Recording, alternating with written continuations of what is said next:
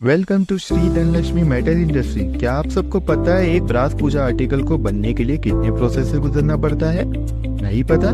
कोई बात नहीं, आज हम आपको बताते हैं ये प्रोडक्ट को कैसे बनाया जाता है। सबसे पहले एक सांचे में मिट्टी डालने के बाद उसमें पिघला हुआ ब्रास डाला जाता है। फिर उसको थोड़ी देर ठंडा रखने के बाद उससे निकाल कर ग्राइंडिंग प्रोसेस के लिए भेजा जाता है। उसके बाद लीड मशीन पर कटिंग और टर्निंग जैसे काम होते हैं। लीड मशीन के बाद हम आ जाते हैं टैपिंग मशीन पर। टैपिंग मशीन यूज होती है ट्रेज एंड होल्स बनाने के लिए। इसके बाद आते हैं हम सीएनसी मशीन पे।